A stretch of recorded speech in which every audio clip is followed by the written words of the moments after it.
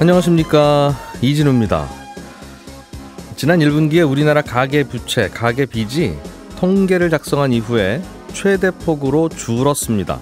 금리도 오르고 대출 규제도 계속되면서 대출 총량도 줄었고 물가도 오르면서 신용카드 사용액도 줄었고 다양한 이유 때문입니다.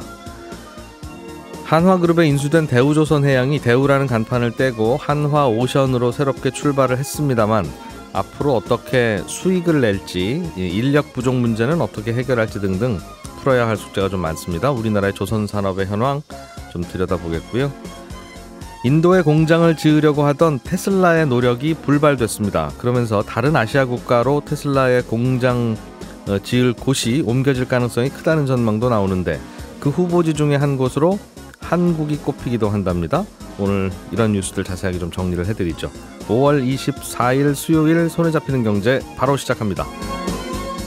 딱딱한 경제 뉴스들 최대한 부드럽게 좀 풀어서 전달해 드리려고 최선을 다하는 세 분이 오늘도 나와 있습니다. MBC 양효걸 기자, 서울경제신문 서은영 기자, 그리고 독감에 걸리신 손에 잡히는 경제 박세훈 작가님, 세 분 어서 오십시오. 안녕하세요. 네, 서 기자님, 우리나라 가계빚 이야기 좀 들어볼게요. 네. 가계빚, 가계부채. 뭐 뉴스 나올 때마다 지난 수십 년간 사상 최대 돌파. 맞아요. 또 늘었습니다. 뭐 이상하지도 않아요. 그래서 가계빚 네, 사상 최대는. 맞습니다. 그런데 감소를 했고 최대폭 감소가 됐다. 네, 정말 낯선 타이틀이죠. 1분기에 이제 금액으로는 전분기 대비해서 13조 7천억 원 정도 줄었는데 이게 가계부채 관련 통계를 작성한 이후로 역대 최대폭으로 줄어든 거라고 합니다. 대체 몸무게가 일주일 사이에 1.3kg 줄었어요 하는 얘기처럼 들리는 거예요. 그죠? 맞아요. 그럴 리가 없는데. 그렇습니다. 그리고 1년 전, 그러니까 작년 1분기랑 대비해서도 줄어들었는데 이렇게 전분기 대비해서 1년 전 대비해서 줄어든 건 사상 처음이라고 하고요. 이번 통계는 이제 정확하게 좀 말씀드리면 가계빚이라는 게 이게 가계신용이라는 용어로 말씀을 드릴 수 있는데요. 예. 이 가계신용이라는 건 가계가 은행이나 보험사, 대부업체 이런 금융기관에 가서 직접 빌린 돈, 그러니까 이거를 가계대출이라고 하고, 그리고 또 여기에 플러스 저희가 카드, 이제 신용카드 긁고 나서 아직 안 갚은 돈 남아 있을 수 있잖아요. 이 잔액까지 더한 것, 이 잔액을 판매신용이라고 하는데, 예. 그래서 이 가계신용이라는 건 가계대출 더하기 판매신용, 이 두 가지를 합친 것을 말합니다. 이 가계부채가 감소세로 돌아서는 게 지난해 4분기부터 좀 이 전분기 대비해서 좀 감소세로 좀 돌아서긴 했어요. 그래서 두 분기 연속 지금 가계부채가 줄어든 건데 이것도 사상 처음이라고 합니다. 두 분기 연속으로 감소한 것도? 네, 그렇습니다. 그러니까 무슨 일 난 거네요, 그러니까. 네, 무슨 일이 나긴 난 거죠. 그러니까 예. 이게 참 낯설 수밖에 없는 게요. 우리나라 가계부채 규모가 워낙 크고 20년 넘게 매년 늘어나기만 했거든요. 게다가 2020년, 2021년으로 좀 시점을 거슬러 올라가 보면 그때는 분기당 30-40조씩 늘어났었어요. 그러니까 무섭게 늘어났었던 거죠. 그러니까 예. 그랬던 거 생각하면 와, 갑자기 우리 이렇게 빚 부담이 줄었어? 좋은 거 아니야? 이렇게 생각하실 수도 있어요. 근데 이게 빚이 줄었다, 가계부채 줄었다, 이게 마냥 좋지만은 않을 수가 있는 게 보통은 이제 경제 규모가 커지고 경제가 활기를 띠고 있으면은 가계빚이 늘어나기 마련이죠. 근데 반대로 이렇게 빚이 줄었다 그러면 경기 침체가 장기화되는 거 아닌가? 이런 신호로도 또 해석을 할 수 있다는 겁니다. 그러니까 사람들이 빚을 새로 내는 것보단 갚는 게 더 늘었다. 그렇죠. 그 말이죠. 네네. 뭔가 경제가 좀 활활 타고 살아나고 그래야 적극적으로 빚도 내고 하는 건데 사실은 네, 맞습니다. 우리가 가계부채가 늘어나고 경제가 활활 탈 때는 야, 이게 빚이 이렇게 많이 늘어서 되겠어? 라는 생각으로 자꾸 그렇죠. 네. 나쁘다는 얘기는 했지만 실제로는 이게 문제는 거죠. 사람 체중도 그렇다는 거 아닙니까? 갑자기 크게 빠지면 차라리 늘어나는 게 나아. 그렇죠. 무슨 일 생긴 거 아니야? 라고 당연히 생각할 수밖에 없겠죠. 예. 네. 그래서 좀 들여다봐야 되겠어요, 세부적으로. 네, 맞아요. 그래서 이걸 한번 이제 딱딱 쪼개서 좀 봐야 되는데 제가 아까 크게는 가계대출 더하기 판매신용이라고 말씀드렸잖아요. 이렇게 크게 두 개로 나눠서 보면 둘 다 줄었습니다. 이 둘 다 줄어든 것도 사상 처음이라고 하는데요. 이 가계대출을 또 한 번 쪼갤 수 있어요. 가계대출 자체는 이제 주택담보대출, 그리고 플러스 기타 대출 이렇게 나눌 수 있는데 기타 대출은 뭐 신용 대출 같은 게 주로 포함된다고 이해하시면 될 것 같아요. 그래서 이제 크게 세 덩어리를 나눠서 한번 살펴볼 텐데 주택 담보 대출 줄었는지 뭐 신용 대출 포함한 기타 대출 줄었는지 아니면 아까 카드 사용하고 아직 안 갚은 돈 남은 돈 판매 신용 줄었는지 이렇게 볼 텐데 일단 결론부터 말씀드리면 주담대는 안 줄었습니다.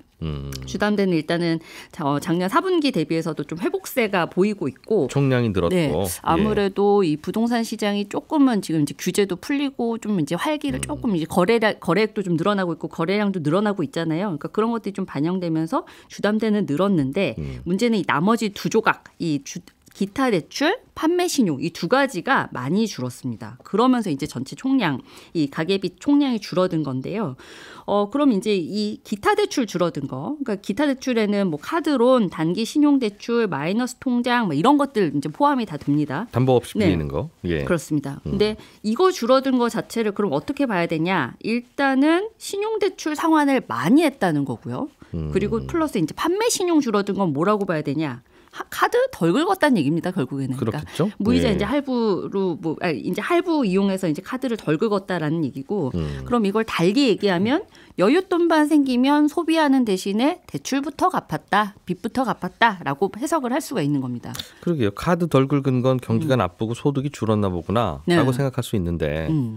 그런데 마이너스 통장을 갚거나 신용대출을 상환하거나 하는 건 그래도 좀 여유 있을 때 하는 일이잖아요. 그렇죠. 네. 그러니까 확실히 고금리가 영향을 미쳤다고 볼 수밖에 없을 것 같아요. 그러니까 금리 부담이 이제 너무 크니까 야 이거 뭐 지금 돈 쓸 때가 아니라 이거 빚부터 빨리 빚 다이어트부터 해야겠다라는 이제 결론을 내렸다라는 그럴 거죠. 수도 있는 것 같고. 네. 그리고 이 소비 같은 부분에는 아무래도 우리 이제 이 손에 잡히는 경제를 열심히 들으셨던 청취자분들께서는 근데 1분기에 분명히 우리나라 경제를 그나마 소비가 떠받치고 있다는 얘기 들었던 것 같은데 소비가 그렇게 줄었다고 이렇게 생각하실 수도 있을 것 같아요. 근데 이게 소비재 기업들 얘기를 한번 좀 들어보면요. 오히려 이 코로나19 때보다 소비가 더 위축됐다. 이게 통계상으로는 뭐 1분기 민간 소비가 지난해 4분기 때보다 증가하면서 뭐 경기 떠받친다고 했지만 이 내수 시장에서 체감하는 소비 위축이 숫자보다 더 심각하다. 이런 얘기들을 좀 많이 합니다. 이게 아직 민간 소비 관련해서 좀 세부적인 통계가 안 나오긴 했는데 이런 추정을 좀 해볼 수 있을 것 같아요. 그러니까 코로나19가 극심하던 시기에는 사람들이 이 해외여행을 좀 못 갔잖아요. 그래서 그 대신에 이제 국내에서 돈을 많이 썼죠. 여행도 국내에서 가고. 근데 이제 지난 하반기부터 위드 코로나 이제 시작되면서 이제 해외 여행이 좀 자유로워졌고 우리나라 사람들이 이제 해외에서 쓴 돈을 말하는 해외 순소비가 늘어나는 추세입니다. 또 우리나라 GDP에 잡히는 소비 중에 밖에 나가서 쓰는 돈도 다 잡히는군요. 그렇습니다. 네, 그래서 이게 늘어난 가계 소비의 상당 부분을 좀 차지하고 있다라는 거고요. 근데 이제 문제는 우리가 해외에서 소비 열심히 해봐야 사실 우리나라 경제에는 별로 도움될 게 없잖아요. 그러니까 국내 소비가 늘면 뭐 고용 증가도 되고 뭐 경기에도 좀 도움이 됐지만 이게 해외 소비가 늘어나서는 이런 선순환 효과가 없으니까 이게 소비로서 우리 경제에 좀 도움이 되는 이런 체감하는 효과 자체가 상당히 좀 반감될 수밖에 없다라는 겁니다. 해외 소비가. 네. 그리고 지금 이제 저희가 이렇게 암울한 전망 위주로 좀 이야기를 많이 했는데 근데 이번 이 가계 신용 줄어든 수치 자체를 가지고 또 그렇게 뭐 걱정할 상황은 아니에요라고 하시는 분들도 있어요. 어떤 논리냐면 일단 이제 가계비 줄어든 게 경기 침체 신호라기보다는 경기 부양하려고 시중에 풀었던 많은 돈을 풀었잖아요. 우리가 코로나19 시기에. 근데 이 돈이 회수되는 자연스러운 과정입니다라고 해석을 하시는 분들도 있습니다. 그러니까 이게 각국 중앙은행이 이제 지난 2년 동안 계속 금리 올리면서 우리 한국은행도 그렇죠. 근데 강도 높게 지금 긴축 재정 펼치는 이유가 이게 코로나19 때 너무 많은 돈이 이제 시중에 풀려나가면서 이제 물가를 풀려나갔던 거. 네, 그렇죠. 그러면서 이제 물가를 끌어올리고 있으니까 이제 시중 자금 걷어들여서 이제 막 바싹 말려서 이 물가 잡아보자라는 거잖아요. 그래서 이런 시각에서 보면 우리나라 가계 빚 규모가 뭐 줄었다고는 하지만 여전히 높은 수준인 건 맞습니다. 그러니까 1분기 말 기준 가계 신용 잔액이 이제 1,854조 원 조금 못 미치는데 우리 GDP 규모의 한 86% 정도 됩니다. 그러니까 경제 규모 대비해서 빚 부담이 여전히 크다는 얘기죠. 그래서 지금 빚 줄어드는 속도가 좀 완만하기만 하다. 그러니까 너무 충격을 줄 만큼 줄어드는 게 게 아니고 소비도 뭐 지나치게 위축되는 게 아니라면 가계비 줄어드는 것 자체는 뭐 그렇게 나쁘게 보지 않아도 되는 건가?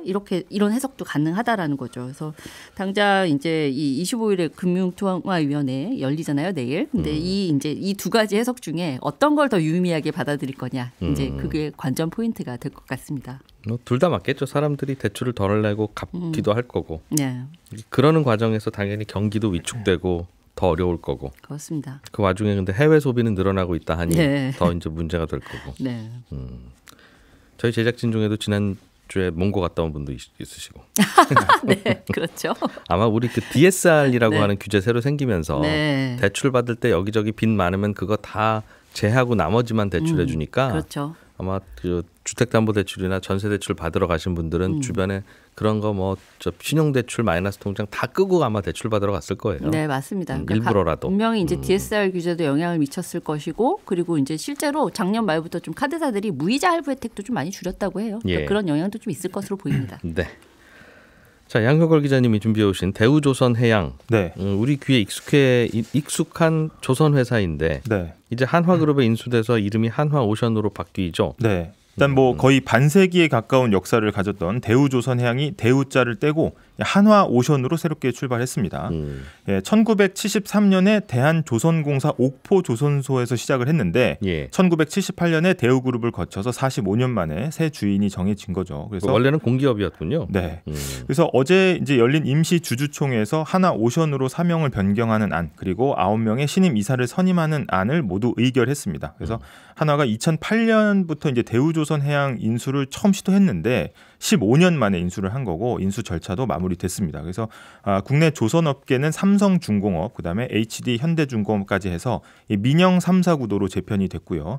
한화 계열사 5곳이 약 2조 원의 자금을 대서 한화오션 주식을 거의 한 50% 가까이 확보를 했습니다. 그동안 대주주였던 산업은행이 경영권을 내주면서 2대 주주로 물러났습니다.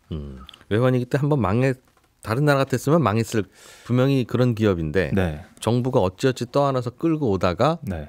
정부가 투입한 돈 다 뽑지는 못했습니다만 맞습니다. 그래도 기업을 죽이지는 않았잖니 네. 하면서 다시 한번 이제 민간에다 넘겨준 거예요. 네, 맞습니다. 한화는 조선 회사 진출을 하려고 이것저것 그동안 많이 고민도 했을 텐데 네. 소원은 이뤄서 밖에서 보기에는 이제 한화가 방산으로 치면 육해공 다 있다. 네, 맞습니다. 이 종합 군수업체 면모를 갖췄다 이렇게 이야기를 하는데 미국의 기업이죠. 그래서 한국판 로키드 마틴이라는 별명을 이제 붙일 수 있는 거 아니냐 이런 얘기가 나오고 있습니다. 그래서 대우조선해양이 이제 잠수함이나 구축함 같은 이제 특수선 분야의 제작 역량이 있었거든요. 근데 그걸 흡수했다는 거고요. 하지만 이제 아직은 좀 좋아하기는 이르다는 지적이 많습니다. 이게 그만큼 대우조선해양 인수 후에 이제 극복해야 되는 과제들이 지금 굉장히 많이 쌓여 있기 때문인데, 지금 그 회사는 고민거리가 뭐예요? 일단은 적자가 너무 심합니다. 그래서 이 대우조선의 역사를 보면은 2009년에는 한때 세계 1위 조선해양 기업에 오르기도 했거든요. 그래서 2013년에는 재계 15위까지도 올라가기도 했고요. 화려한 역사도 있는데, 이게 주인 없는 회사로 오랜 기간 있다 보니까 의사결정이 좀 느려지고, 그동안에 이제 조선업 같은 경우에는 업황 변화가 굉장히 심했는데 이 산업계 흐름을 빠르게 따라가지 못한다라는 지적들이 있었습니다. 결국 이제 올해 1분기 성적표를 보면은 628억 원의 영업 적자를 냈고요. 10분기 연속 적자를 냈습니다. 그래서 최근 2년간 쌓인 적자만 3조 4천억 원에 달한다는 얘기가 나오고 있고 1분기 기준으로 부채 비율이 1800%가 넘기 때문에 지금 상당히 심각한 상황이라고 볼 수 있고, 물론 이번에 이제 한화 자금이 이제 자본이 확충되면서 부채 비율은 떨어져서 440%거든요. 그래서 우선 종합 방산을 말하기 전에 적자 구조부터 일단은 풀고 가야 된다, 이런 지적들이 나오고 있습니다. 그래서 새 주인은 한화 측에서는 어떤 대대적인 원가 절감, 비용 절감 이런 것을 예고하고 나섰습니다. 그래서 희망적인 전망도 있는데요. 이제 그동안 인수 절차가 진행이 되고 있었기 때문에 선사들 입장에서는 이 선박 주문을 하고 싶어도 좀 미루는 격이 있었거든요. 근데 아무래도 이제 어떻게 될지 모르니까 불안하기 때문에 미뤘던 건데 이제 새 주인 찾았으니까 주문량이 확 늘어날 거 아니냐, 이런 전망도 나옵니다. 그렇군요. 네. 경영진 교체 때문에 교체를 한 이유는 이것저것 좀 군살 좀 빼보자, 공기업 색깔 좀 빼보자라는 거였을 거고. 일단 대규모 임원 물갈이도 있을 예정이라는 소식이 나오고 있고, 임원이 한 40명 정도 되는데 한 7, 80%가 교체될 것으로 보입니다. 그래서 임직원들 피곤하겠군요. 지금 맞아요. 여러 가지로 좀 불안해하는 상황이고요. 예. 임원도 임원인데 사실 한화는 노동조합과 풀어야 되는 문제가 많습니다. 그래서 하나그룹이 이제 인수 당시에 그 노동조합하고 고용보장, 단체협약 승계 이런 것들 구두로 약속을 했거든요. 그래서 조합에서는 사기 진작과 이제 지역 발전 비전 이런 것들 좀 제시해라 압박하는 상황이고. 그 다음에 소송권이 좀 걸려 있습니다. 옛 대우조선 하청 노동자들을 대상으로 한 수백억 원대 손해배상 소송을 진행하고 있는데 이게 앞으로 어떻게 될지 또 계속 관심이 있고 또 협력사들이 굉장히 많거든요. 조선사는. 그래서 이 관계도 다 다시 설정을 해야 된다는 숙제가 있습니다. 그래서 하나 측에서는 최대한 노조 측에 이제 제시한 대안들을 좀 받아들이겠다. 성과급 같은 것들 이제 합의를 한 상태고 임금 인상이나 처우 개선 등도 나올 수 있다. 이런 전망이 나오고 있습니다. 그래서 초기 혼란을 빨리 끝내야 이게 사실 인력이 제대로 투입되고 이제 벌어진 수주 격차를 좀 따라잡을 수가 있다는 판단 때문에 이달 말까지 뭐 합의를 끝내보겠다. 이런 계획을 내놨습니다. 밀려있는 숙제들도 좀 있고. 네. 조선업은 최근에 좀 살아나는 것 같기는 한데 네. 오히려 사람 구하기는 좀 어렵다 더. 네. 뭐 조선 경기 좋으니까 그렇겠죠. 맞습니다. 네. 수주량은 굉장히 지금 좋은 상태인데 원래 대우조선해양이 한 10,000명이 넘는 회사였거든요. 예. 근데 이 어지러운 상황이 계속되니까 계속 줄다가 이제 8,700명 수준으로 줄어들었습니다. 그래서 지난 수년 동안 연구개발이나 이런 쪽에서는 이제 고도의 기술을 좀 축적했던 전문 인력들이 많이 빠져나갔다 이런 예. 인력들이 진단이 나오고 이걸 이제 다시 복원하는 게 급선무다라는 거고. 이 신입과 경력 모두 포함해서 인력을 끌어오는 게 일단 가장 중요한 과제 중에 하나가 됐습니다. 근데 이게 쉽지는 않은 게 벌써 경쟁 업체들의 견제가 좀 시작이 됐거든요. 그래서 예. 조선업계 1위인 HD 한국조선해양이 올해 무려 53개 분야에 대해서 대규모 연구 인력을 채용에 나섰습니다. 그러니까 업계에서는 어떻게 보고 있냐면 사실상 한화오션이 제자리를 잡기 전에 고급 인력을 일단 싹쓸이 하겠다 이런 의지로 이제 보고 있고 예. 삼성중공업도 역시 이 대규모 채용을 준비하고 있다는 이야기가 나오고 있어서 이 조선 3사의 어떤 사람 구하기 경쟁이 더 치열해질 거다 이런 전망이 나오고 있습니다. 그래서 조선업도 사람 구하려면 수도권에 사무실이 있어야 된다고 해서 네. 조선회사가 왜 수도권으로 자꾸 본사를 옮겨? 네. 라고 하는 생각이 있었는데 이런 배경 때문이었나 봐요. 네. 전체적으로 경쟁은 좀 치열해지겠군요. 네. 절뚝거리던 플레이어 하나가 이제 네. 다시 몸추스리고 퇴원한다는 것 같으니까. 근데 또 업계에서는 또 환영의 또 움직임도 있거든요. 왜냐하면 이 대우조선이 그동안 이제 액화천연가스, LNG 운반선 등에서 세계 최고 기술을 갖고 있었는데 아까 이제 주인 없는 회사라고 말씀드리지 않았습니까? 예. 리더십을 가지고 협상을 진행할 주체가 이 불분명하다 보니까 배주문을 넣는 선사들하고 가격 협상에서 제 목소리를 내지 못했다 이런 얘기들이 있었습니다. 사장님이 내가 책임질 테니까 안 판다 그래. 네. 그 가격이 어떻게 우리가 파나 해야 되는데. 네. 근데 이제 이게 기업의 가치를 못할... 유지하는 게 이제 가장 지상 과제다 보니까 계속 수주량이 있어야 되고 그래서 이것 때문에 싼 가격에 저가 수주를 했다 이런 지적들이 있었거든요. 그래서 임기 때 실적 올리려고 그냥. 네. 그러면 대우조선해양이 저가 수주를 하면 다른 국내 업체들도 어쩔 수 없이 같이 가격을 낮춰서 수주 경쟁을 벌일 수밖에 없기 때문에 그래서 수익성이 계속 나빠졌다는 건데 예. 이제 하나오션으로 출범해서 이 제값받기가 정착이 되면 이 다른 업체들도 사정이 좀 좋아질 수 있다는 얘기가 나오고 있습니다. 예. 또 뭐 이거와는 별개로 아까 말씀하신 것처럼 이제 계속 글로벌 경제 위기를 거치면서 이 산업은행이 쏟아부은 자금만 거의 한 10조 원이 넘는다는 지적이 있거든요. 예. 이거를 어떻게 회수할 것이냐 이것도 굉장히 큰 문제다 이런 지적들이 나오고 있습니다. 그렇군요. 이게 큰 회사들 이렇게 망하면 일자리가 당연히 없어지고 그러니까 살리긴 살려야 되는데 네. 살리려고 보내는 게 사실상 공기업, 사실상 공무원들이 가서 살리려고 하니까 네. 산업은행 입장에서는 여기 목숨 걸고 살릴 이유가 없잖아요. 네, 맞습니다. 뭐 본인들 일자리 흔들리는 것도 아니고 네. 그러다 보니 대충 살리려고 그런 마음이 있겠습니다만 밖에서 보면 그렇고 네. 캠프에서 뭐 하시는 분들 갖고 사장으로 내려가고 네. 그래서 뭐 분식회계 사태도 있었고요. 게다가 이제 실제로 수주량을 이제 유지하는 데 목표가 맞춰져 있다 보니까 장기적인 계획을 세우는 게 좀 어려웠다라는 것들이 있습니다. 그래서 주인 찾아주기 전에 뭐 좀 살리는 과정에서도 그냥 공기업 내지는 이런 국책은행이 경영 다 하는 게 아니라 어디 경영만 맡기고 인센티브를 주는 어떤 팀을 같은 걸 만들어서 네. 그렇게 해야 되지 않겠나 하는 생각이 자꾸 지켜보면서 들긴 하네요. 어쨌든 잘 되기를 바라겠습니다. 한화오션. 네. 박 작가님, 네. 테슬라 이야기 좀 해보죠. 인도에 전기차 공장을 지으려고 했다가 실패했어요? 예, 무산된 걸로 지금 보도가 되고 있는데요. 예. 인도 같은 경우는 지금 전기차 보급률이 2%인데 정부가 2030년까지 자동차 판매 30%까지 점유율을 올릴 방침이거든요. 인도의 인구가 14억 명이라는 걸 고려를 하면 여기 탐나는 시장이잖아요. 예. 그런데 전기 자동차를 인도에 수출하는 건 쉽지가 않아요. 왜냐하면 이 부분이 좀 놀라운 포인트인데 인도는 5천만 원이 넘는 수입차에는 관세를 100% 부과를 하거든요. 5천만 원 이하 차는 70% 관세를 부과하고요. 그 말은 인도 소비자한테 전기차를 팔려면 인도에서 만들어야 된다. 국경 넘어오면 안 된다. 그렇습니다. 그러니 우리나라에 공장 짓고 거기서 만들어서 파십시오라는 게 인도 정부의 생각인 건데 테슬라는 그동안 협상을 했던 게 뭐냐면 일단 관세를 좀 낮춰봐 주세요. 그럼 저희가 거기 한번 판매를 해볼게요. 그래서 어느 정도 저희 차가 팔린다라는 생각이 들면 공장 짓고 저희가 거기서 만들겠습니다.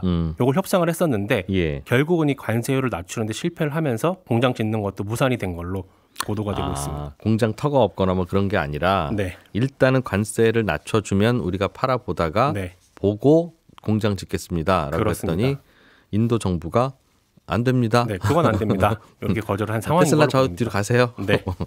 그랬다는 거군요. 그렇습니다. 테슬라 입장에서는 근데 좀 아쉬울 수밖에 없죠. 왜냐하면 인도에 공장 지으면 중국 의존도를 낮출 수가 있잖아요. 혹시나 예. 또 미국하고 중국하고 사이가 크게 안 좋아지면 중국 공장 안 들어갈 수도 있는데 그럴 때를 대비할 수 있는 거고요. 인도의 땅값이 아직은 싸고 인건비도 상대적으로 낮기 때문에 중국에서 만드는 것보다 더 싼 가격의 전기차를 만들 수가 있거든요. 예. 요즘 전기차 회사들 최대 고민이 어떻게 하면 조금 더 싸게 팔 수 있을까라는 걸 생각을 해보면 이 테슬라 입장에서는 꽤 아쉬운 상황이 된 거죠. 근데 또 반면에 현대차 입장에서는 한숨을 돌리게 됐는데 현대차가 최근에 인도에 전기차 공장 짓고 인프라 구축하는데 10년간 3조 원 이상 투자하겠다라고 발표를 했거든요. 근데 그런 상황에 테슬라가 인도에 공장 지으면 화들짝 놀랄 수밖에 없었을 텐데 어쨌든 현대차 입장에서는 한숨 돌리게 된 겁니다. 그렇군요. 현대차는 이미 인도에 공장이 있으니까 그냥 넓히면 있습니다. 되는 거고. 그걸 이 전기차로만 바꾸면 되는 거긴 했습니다. 그러니까 인도 정부 입장에서도 그냥 공장 지으세요 테슬라. 네. 현대차로 와서 이미 공장 짓고 있는데 무슨 간을 더 보겠다는 겁니까? 그렇습니다. 라는 괜히 관세만 내려달라 그러는 거지 너희들. 그렇습니다. 라는 생각을 했을 수도 네, 있겠네요. 이 싸움 끝에 무산이 된 걸로 보도가 되고 있습니다. 그럼 테슬라의 아시아 공장이 어디로 가느냐도 관심일 텐데 인도는 네. 일단 아니면 네. 혹시 우리나라로도 와요? 그럴 수 있어요? 거론이 되고 있어요. 왜냐하면 테슬라 일론 머스크 CEO가 작년 말에 한국을 투자 대상 1순위 후보로 생각한다 이런 얘기를 했었고요. 예. 지난달에 윤석열 대통령하고 만난 자리에서도 한국을 아시아 지역 최우선 후보 국가 중 하나라고 말을 하기도 해서 인도가 안 되면 이제 혹시 우리나라에 공장을 짓지 않겠느냐 그런 보도들이 나오는데 예. 시장에서는 가능성을 매우 낮게 보고 있습니다. 왜냐하면 지난달에 윤석열 대통령이 미국에 가서 일론 머스크에게 어떤 걸 제안했는지 어제 보도가 나왔는데 네. 핵심은 세금을 좀 깎아주고 공장 지을 땅을 싸게 빌려주겠다는 거예요. 근데 그거는 다른 나라도 할 수 있잖아요. 그렇습니다. 특히 우리나라의 경쟁자라고 할 수 있는 인도네시아나 태국에 비해서는 지원 규모가 상대적으로 많이 떨어집니다. 왜냐하면 한국은 내야 하는 세금 일부를 투자금에 비례해서 공제해주는 방식인데 인도네시아나 태국은 그냥 아예 면제해주겠다고 했거든요. 네. 세제 혜택 면에서는 많이 부족하고 우리나라 전기차 내수 시장이 상대적으로 협소하고 전기차 배터리에 들어가는 원자재들 대부분 수입해야 되고 테슬라는 노조가 없는 걸로 유명한데 우리나라는 상대적으로 노조가 강성이라는 점 등등을 고려할 때 우리나라는 못 올 것 같다. 그렇습니다. 하기야 있는 자동차 공장도 어렵다니까요. 우리나라는. 네. 예, 양혁월 기자, 서은영 기자 수고 많으셨고요. 박세훈 작가님 얼른 감기 나으시고요. 저는 내일 아침 8시 30분에 다시 찾아오겠습니다. 이진우였습니다. 고맙습니다.